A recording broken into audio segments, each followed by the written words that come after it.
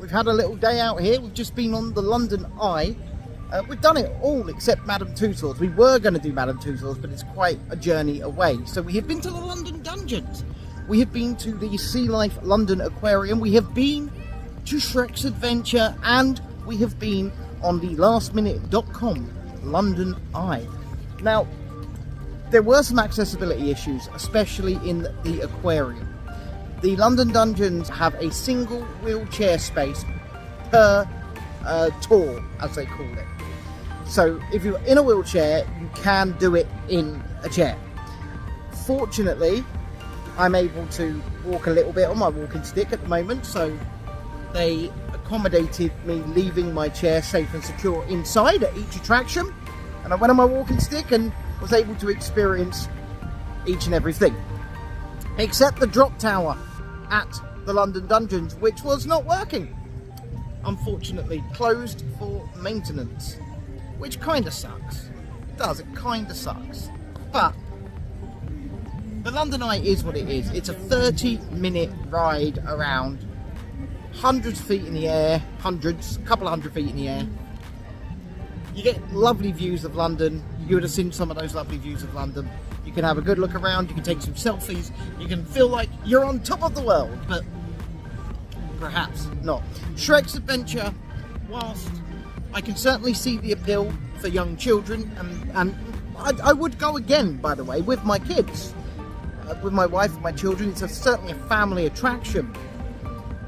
I think if you're a group of adults, unless you really love that franchise, it's not for you. Sea Life London Aquarium, accessibility issues, and the penguins have got to go. They've got to be rehomed somewhere where they can be not depressed and staring at a fake Arctic scene on the wall, because it's a very sad sight, especially as we know the aquarium is in the basement. It's in the basement of County Hall, and so those penguins are just down there in the basement staring at fake walls in that tiny little enclosure. It really did break my heart. It really did. And it broke Lisa's heart, and it broke Shalini's heart. Whilst they're beautiful and they're lovely to look at, it's just a heartbreaking thing to see, because they're clearly yearning for that fake Arctic scenery. They're just standing there staring at the wall, like they've lost the will. All in all, it's been a nice day. We've done some things. We've done it all on the Merlin Annual Pass, so I have a Platinum Merlin Annual Pass, and that is £20.99 a month, which is unlimited access to these attractions here, Madame Tussauds down in London, every other Dungeons in the country, every other Sea Life in the country, Chessington, Fort Park, Legoland, Alton Towers, as many times as you like, for £21 a month. Now, I like that as a value proposition. I really do. I will absolutely give Merlin their due on that value proposition, because we did all 4 of those attractions, and they're at least £20 a pop to go in. Just on the day, they were selling an on-the-day saver ticket for 2 of them, so you could pick 2 of them for £45.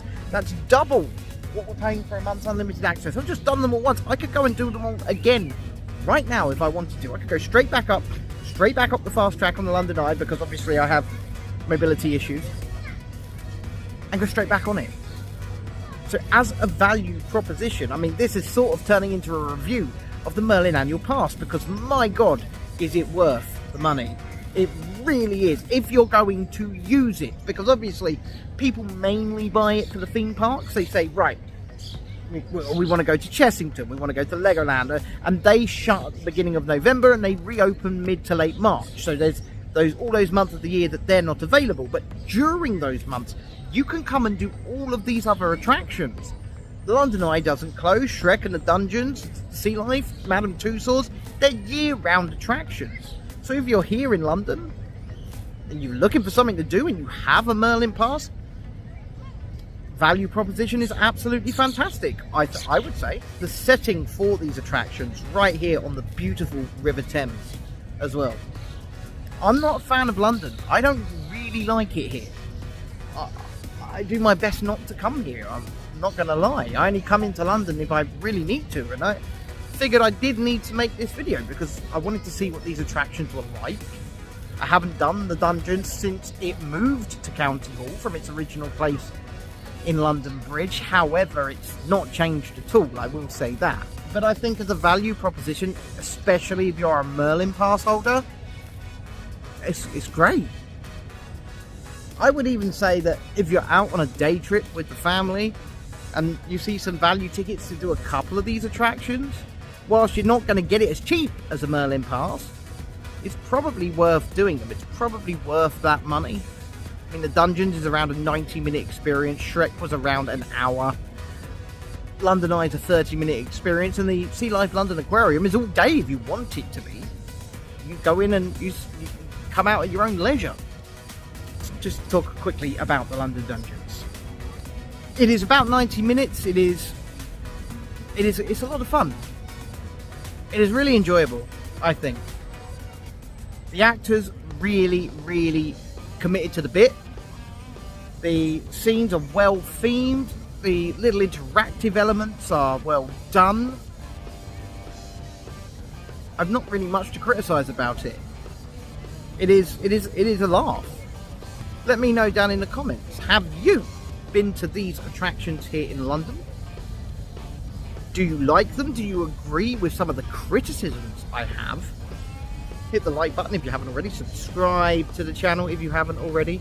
And consider becoming a member from just 99 pence a month to help us grow this platform, so that we can do more stuff like this and create more accessibility guides. We've got accessibility guides up for Disneyland Paris, Walt Disney Studios and Thorpe Park.